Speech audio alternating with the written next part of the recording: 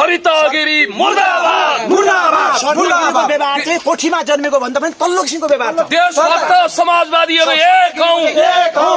सरिता गिरी मुर्दाबाद मुर्दाबाद। सरिता गिरीको नागरिकता र सांसद पद खारेज गरौं। देशभक्तहरू एक हौं। अनि स्पष्ट ढङ्ग के छ भन्दाखेरि अब हामी एकदम आजबाट चाहिँ एकदम अब सुरु भयो 3 करोड जनता अब आउनु जरुरी छ। यो राष्ट्र स्वाधीनताको रूपमा चाहिँ अब अगाडि बढ्नु जरुरी छ। अब यस्ता राष्ट्रघाती भारतीय दलालकै सरिता गिरी जस्तालाई हामी अब जडै सुत उखालेर फ्यान्ने हाम्रो अब 3 करोड जनता जाग्नुपर्छ। यहाँ त्यो यो पार्टी होइन, हामी राष्ट्र भयो भने हामी हेराउने हो। राष्ट्रमाथि घातक गरेर बोल्छ भने यस्तै जडलाई राख्नुहुन्न। लिपुलेक हुँदा लिपुलेक काला पानी होइन भारतको भन्ने यस्ता चाहिँ नेपालको दाना पानी खाने, भारतको गाना गाउने भनेपछि यस्तालाई हामी छोड्दैनौँ। यति भन्दै हाम्रा विशिष्ट साथीहरू हुन्छ, उहाँको धारणा सुनवाई गर्नुहोस्। सरिता गिरी एउटा माननीय पदमा बसेर पनि उहाँले यसरी चाहिँ जसरी देशका विरुद्धमा, अखण्डताका विरुद्धमा, राष्ट्रियताका विरुद्धमा आज उहाँले संकल्प प्रस्ताव नै एउटा पेश गर्नु भएको छ र उहाँको पार्टी स्वयं उहाँको पार्टीले पनि उहाँलाई कारबाही गर्नुपर्छ भनेको छ र हामी सम्पूर्ण देशभक्त राष्ट्रभक्तले उहाँलाई चाहिँ सकभर मैले के भन्छु, हामीले सबैले हाम्रो माग के हो भने उहाँको माननीय पद खारिजी हुनुपर्छ र उहाँलाई सकभर हामीले चाहिँ ठुलो एउटा राज्यले उसलाई चाहिँ महाभियोग पनि लगाउन सक्छ। त्यसले गर्दाखेरि सकभर उहाँले आफै स्वतःस्फूर्त रूपमा आफूलाई लज्जास्पद भएर चाहिँ उहाँले राजीनामा दिनुपर्छ। यसमै उहाँको भलाइ छ, होइन भने हामी जुनसुकै कडा कदम पनि चाल्न तयार छौँ। त्यसैले गर्दाखेरि जसरी राष्ट्रका विरुद्धमा उहाँले चाहिँ बोलेका कुराहरू उहाँले एकदमै माफी माग्नुपर्छ र आफूले आफ्नो पदबाट चाहिँ राजीनामा दिनुपर्छ भन्ने हाम्रो माग छ। ल यही हो मेरो कुरा। सरिता गिरीले मुख्य रूपमा नेपालको संविधानलाई साँची राखेर नेपालको संविधानको शपथ खाएको, नेपालको संविधानको म रक्षा गर्छु भनेर नेपालको संविधानले मूलभूत रूपमा नेपालको स्वतन्त्रता, भौगोलिक अखण्डता र सार्वभौमसत्ताको रक्षा गर्ने भन्ने तपाईँको प्रत्येक संसदले, प्रत्येक सभासदले चाहिँ शपथ खाएको हुन्छ।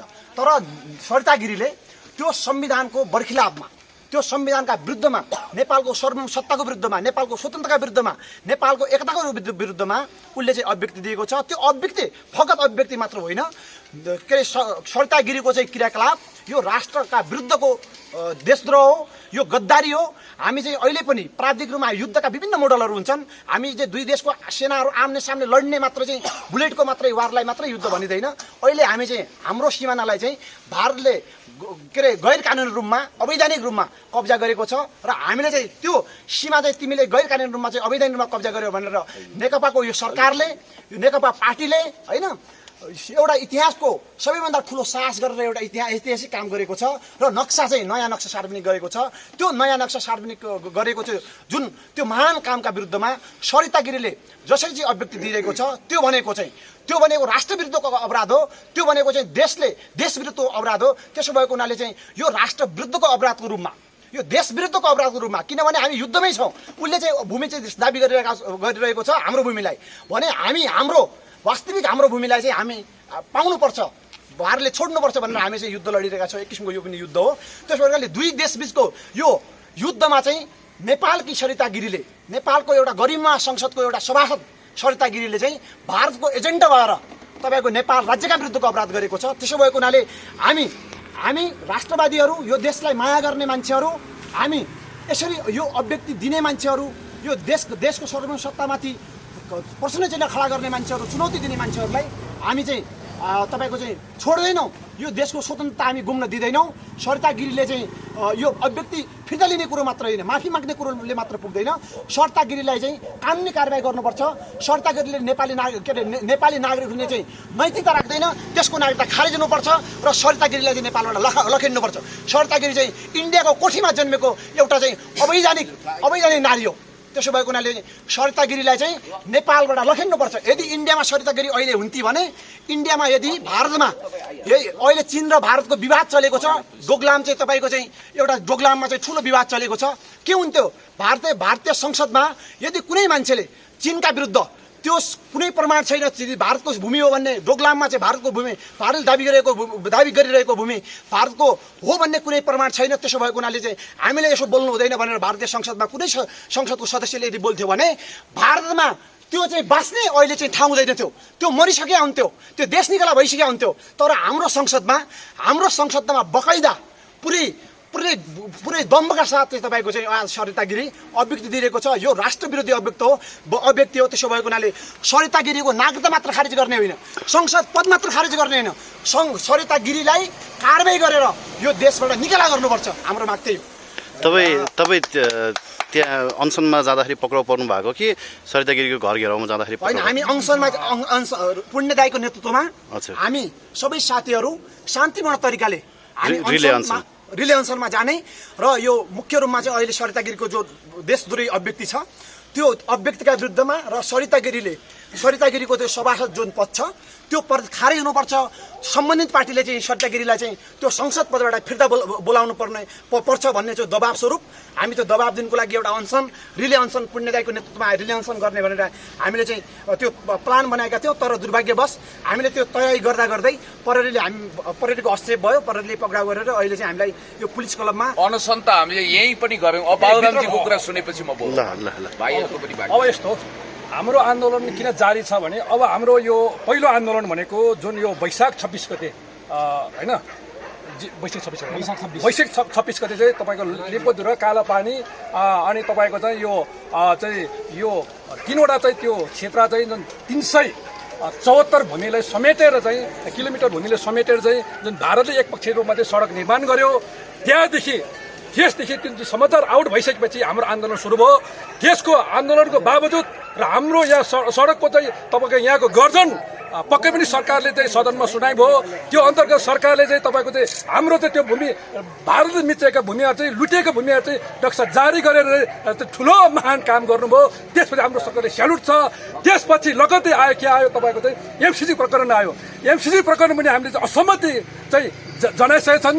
त्यसो पनि तपाईँको के हो भने तपाईँको त्यहाँ चाहिँ घातक मुद्दाहरू चाहिँ खारिज गरेर मात्रै त्यो चाहिँ संसदमा चाहिँ पारित हुनुपर्छ भने हाम्रो माग थाती राख्दै यो बिचमा चाहिँ सरिता गिरीले मान्य हुनुहुन्छ। उहाँले यो सम्बोधन पनि उहाँलाई चाहिँ हामीले गर्न चाहिँ उहाँले चाहिँ लायक हुनुहुन्न। उहाँले संसद भवनमा खुलेआम यो नेपाल सरकारले जारी गरेका महान नक्साको विरुद्धमा यो नेपाल सरकारले महान गरेका नक्साको कुनै तोक छैनन्। यो भारतीय भूमि हो। यो भारतले नसोधिकन कसरी नक्सा जारी गर्यो यो नेपाल होइन भन्ने अभिव्यक्ति हो। त्यसको विरुद्धमा हामीले यो आन्दोलन बुलन्द गरेको हो र निकट भविष्यमा यस्ता चाहिँ सरिता गिरी जस्तो देशद्रोही चाहिँ अङ्गीकृत नागरिकहरूले चेलीहरूले चाहिँ तिनले कुनै पनि भूमिमा टिक्न नपाओस् र संसदमा त्यस्ता खालको चाहिँ देशद्रोही व्यक्तिहरूले चाहिँ संसदीय टिकटहरू र नेपाली नागरिकहरू चाहिँ पाउन नसकोस् भन्ने खालको चाहिँ हाम्रो दीर्घकालीन सोचले चाहिँ यो हामीले त्यो आन्दोलन जारी राखेका छौँ। र आज जुन हामीले उहाँको चाहिँ संसद पद र नेपाली नागरिक चाहिँ खारिज गर्नुपर्छ भन्ने मान्यता माग राखी हामीले बीआईसी भवनमा आन्दोलन गरेका थियौँ। त्यो पर हामी गिरफ्तार भयौँ र गिरफ्तार भए पनि हाम्रो चाहिँ के अरे यो अनसन जारी रहेछन्। आज पुण्यजीको नेतृत्वमा उहाँले अनसन बस्नुभयो। भोलि म पनि बस्न सक्छु, यहाँ कतिपय साथीहरू बस्न सक्छु र देशभक्ति साथीहरू एक भएर चाहिँ आफ्नो देशको स्वामित्व राष्ट्रिय अखण्डता र भूमि रक्षाको निमित्त यस्ता खालको सरिता गिरी जस्तो देशद्रोही नागरिकलाई सम्मानीय गर्न पनि हामीले लायक छन्। तिनलाई देश टिकाल गर्नुपर्छन् र भविष्यमा यस्ता खालको नागरिक जन्मिनु हुन्न र त्यस्ता खालको चाहिँ नागरिक जन्मियो भने त्यस्ता मान्छेले अङ्कित नागरिक दियो भने निकट भविष्यमा अबको 5-10 वर्षमा फिजीकरण हुन्छ, यो सिक्किमीकरण हुन्छ। तिनका लागि बद्धका लागि तिनबाट बचाउने निमित्त सम्पूर्ण देशभरका युवाहरू देशभक्ति युवाहरू एक भएर यिनका विरुद्ध लाग्नुपर्छन्। यी अङ्गीकृत नागरिक र खारिज गरेर यिनले चाँडै भारत चाहिँ यो नेपाल सीमा कटाउने अभियान लाग्नुपर्छ भन्ने एउटा म अब थोरै समय पनि कम छ। म पुण्यजी कहाँ जानु पाएँ। पुण्यजी तपाईँलाई स्वागत गर्न चाहन्छु। धेरै धेरै धन्यवाद। बाहिर निस्किनु भएछ। म त अलि लामै समय पर्नुहुन्छ कि भन्ने सोचेको थिएँ। अब सौभाग्य दुर्भाग्य के भन्ने आज हामीले तपाईँलाई मैले सूचना पनि दिएको थिएँ। सूचना दिनुभएको थियो, अलि आउँदा लेट भयो। हामी आउनुभन्दा अगाडि तपाईँ ठ्याक्कै पक्राउ पर्नु भएछ कि? अब आजको घटनाबारे सरसर्ती बताइसकेपछि साथीहरूले धेरै कुरा सबैले बताउनु भयो। अलिकति यसको अरू कुराहरूमा अब हामी के गर्छौँ भन्ने कुरा पनि म यहाँलाई जाहेर गर्न चाहन्छु। एउटा होइन, एकछिन अलिकति तार्किक कुरा गरौँ न। यो तपाईँको अनसन कतिको इफेक्टिभ होला जस्तो लाग्छ? इफेक्टिभ हुन्छ। कसरी हुन्छ म तपाईँलाई बताउँछु। जस्तो यसको पृष्ठभूमिमा जानुहोस्। धेरै लम्बे महाभारतको च्याप्टर नखोलौँ। मैले यहाँलाई भनेको थिएँ हामी सत्याग्रह गर्छौँ। हामी शान्तिपूर्ण ढङ्गले नेपालको महान भूमिको नक्सा समेटेर कालापानी लिम्पियाधुरा लिपुलेख समेटेर जुन ढङ्गको महान नक्सा यो देशभक्त समाजवादी सरकारले जारी गर्यो त्यसलाई लेजिटिमाइज गर्न निशाना छाप 2/3 मेजोरिटीले पास गर्नुपर्ने हुन्छ र हामीले 2/3 मात्रै होइन म त मधेसी दलको जनता समाजवादीका सांसदलाई पनि यसपटक धन्यवाद दिन चाहन्छु। उहाँहरूले करिब करिब सर्वसम्मत गरेर कसैले नो भनेनन्, चरोमुसो बोलेन। सरिता कुन कुनामा बसेकी थिइन् थाहा छैन, सायद उनी टोयलेटतिर गएकी थिइन् कि अथवा घरतिर निक्लेकी थिइन्, जसकेलाबाट भागिन् कि थाहा छैन।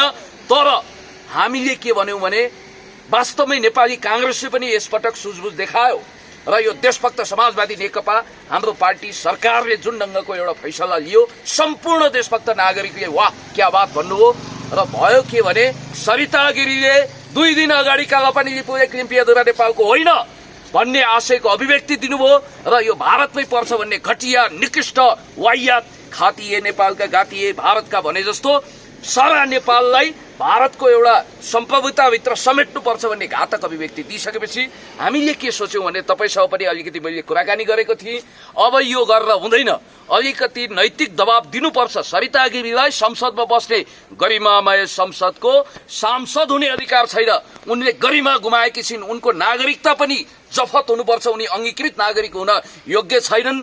दोस्रो कुरो नेपालले उनलाई के दिएन, किस्तीमा राखेर पद दियो, सान दियो, सौकत दियो, गाडी घोडा सबै दियो, मन्त्री बनायो, करप्सन चार्ज लगाएर बाबुरामले त्यतिखेर हटाउनु भयो।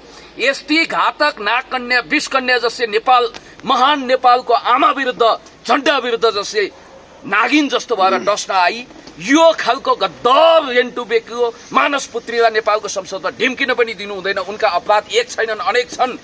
मित्रराष्ट्र चीनलाई बदनाम गर्ने कोसिस गरेकी छिन्, नेपालको सन्तुलित परराष्ट्र नीति पञ्चशीलता विरुद्ध धावा बोलेकी छिन्, असंलग्नता विरुद्ध हलहल विष ओकलेकी छिन्।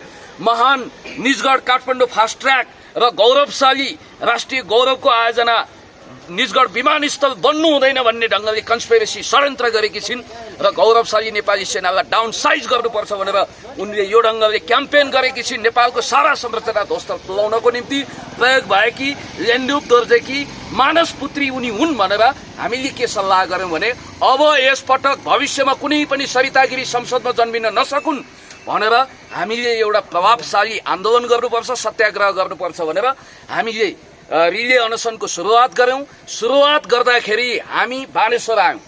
बानेश्वरमा आइसकेपछि मैले सांसद गंगा चौधरीसँग पनि कुराकानी गरेको थिएँ, अरू धेरै मान्यहरूसँग पनि कुराकानी गरेँ। उहाँहरूको आशय के थियो भने कमसेकम 72 घण्टाभित्र यो सबै कुरा पास हुन्छ, यो संशोधनहरू पनि फिर्ता हुने के प्रक्रिया सुरु हुन्छ।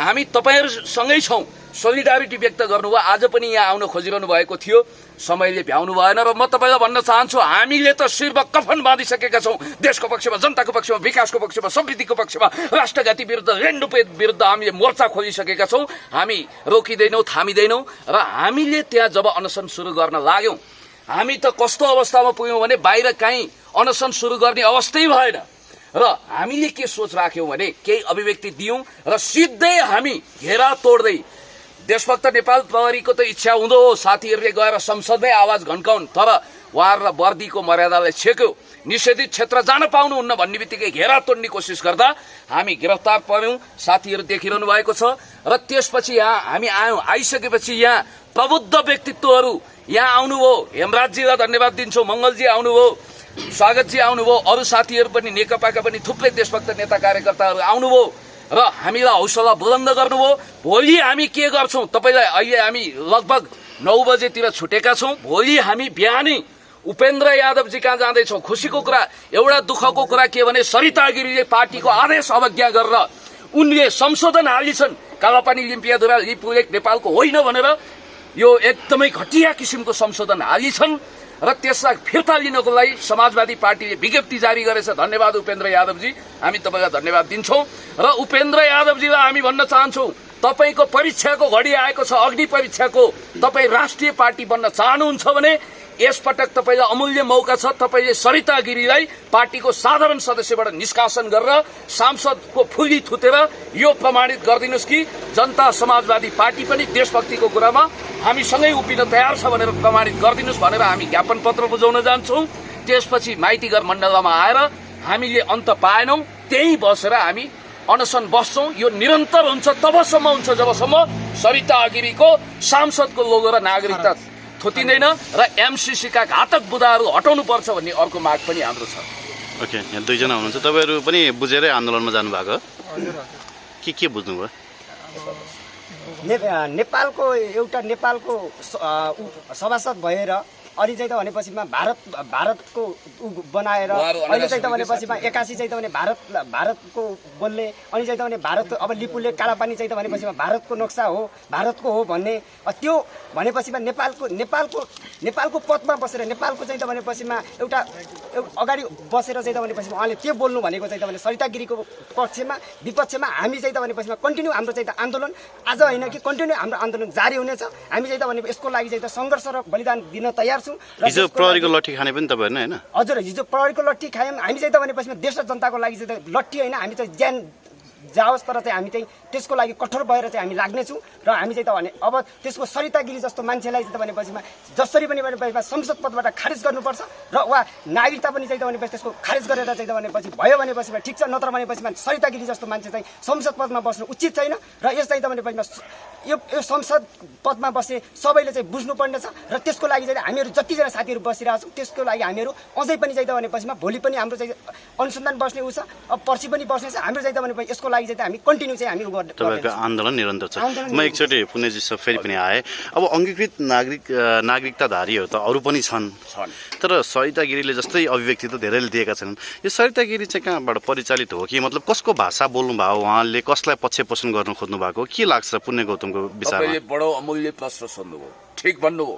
परिचालित धेरै छन्, स्वचालित कम होलान् अङ्गीकृतहरू र सबै अङ्गीकृत हामी एउटै हाँडीमा राखेर भोट्दैनौँ, एउटै ढिकीमा राखेर कुर्दैनौँ। तर नेपालमा बसेर नेपाली जनताले तिरेको कर खाएर नेपाल विरुद्ध, नेपाल आमा विरुद्ध हलाल विष ओकल्ने, नेपालको राष्ट्रिय सार्वभौमसत्ता, अखण्डता र भौगोलिक स्वतन्त्रता विरुद्ध दखल अन्दाजी गर्ने सरिता गिरी खुले याम छाती खोलेर नेपाल विरुद्ध जाइरहेकी छिन्। अरू धेरै छन् यस्ता घातक अभिव्यक्ति दिने, हिन्दी भाषालाई राष्ट्रिय भाषा बनाउनुपर्छ, अङ्गीकृतलाई राष्ट्रपति, प्रधानमन्त्री, प्रधान सेनापति बनाएर नेपालको सिक्किमीकरण, फिजीकरण, मोरिसस जस्तो बनाउनुपर्छ भनेर त्यसरी कुख्यात ढङ्गले जाइरहेका अरू धेरै छन्। तर यो सरिता गिरी चाहिँ यस्तो नमुना भइन् जसले हेर्नुहोस् फेरि उनी चाहिँ 37 सालमै अङ्गीकृत नागरिकता लिएको नेपाली एकदम विद्वान एउटा व्यक्तिसँग बिहा गरेर उनलाई डिप्रेसनमा पुर्याएर रक्सीको मात्रा बढ्ने गरी उनलाई अघि तपाईँको त्यहाँ साथीले के भन्नुभयो नि सरिता गिरी चाहिँ भारतको कोठीमा जन्मेको भन्नुभयो, त्यसको अर्थ के हो? अब म हेर्नुहोस्, म गाली गलौज गर्ने नाममा मेरो स्तरभन्दा तल आउँदिनँ, प्रतीकात्मक रूपमा भनेको होला। म तपाईँलाई भन्न चाहन्छु कोठीमा जन्मिएको मान्छे बरु राम्रो हुन सक्छ, तर सरिता गिरी भनेको यो देश विरुद्ध जाइरहेकी घातक मान्छे हुन्। म नारा लगाउँछु साथीहरू, सरिता गिरी मुर्दाबाद, मुर्दाबाद, मुर्दाबाद। व्यवहार चाहिँ कोठीमा जन्मेको भन्दा पनि तल्लो किसिमको व्यवहार छ। देशभक्त समाजवादीहरू एक हौं, एक हौं, एक हौं। सरिता गिरी मुर्दाबाद, मुर्दाबाद। सरिता गिरीको नागरिकता र सांसद पद खारेज गरौ, खारेज गरौ, खारेज गरौ। देशभक्तहरू एक हौं, एक हौं, एक हौं। भाइको अन्तिममा एउटा अभिव्यक्ति दिदिउँ, उहाँ सुझारु भाइ हुनुहुन्छ एकदम उहाँ भोलिका जे जस्तो पनि एउटा नेपाल राष्ट्रको दावेदार हुन्। तपाईले अभिव्यक्ति दिनुहोस्। सर हामी गइहाल्यौँ। आज चाहिँ हामी अब बानेश्वरबाट पक्राउ पर्यौँ। हामी शान्तिपूर्ण आन्दोलन गर्न आइरहेका थियौँ र आज हामी एमसीसी विरुद्ध पनि आएका थियौँ र सरिता गिरीले जुन त्यस्तो अब एकदम अमानवीय त्यो नेपाली जुन एउटा नेपालको संसदमा बसेर जुन नभन्ने कुरा एकदम हजुर उहाँले अभिव्यक्ति दिनुभयो, एकदम त्यो चाहिँ एकदम नालायकपूर्ण छ। उहाँलाई घुक्रे ठेक लगाएर उनलाई देश निकाला गर्नुपर्छ सरिता गिरीलाई। उहाँ भनेको चाहिँ एउटा एक नम्बरको एकदमै भारतीय दलाल हो उहाँ भनेको चाहिँ। म केही भन्न चाहन्न, सबै दाइहरूले भनिसक्नुभयो। उहाँ भारतीय, म चाहिँ के भन्न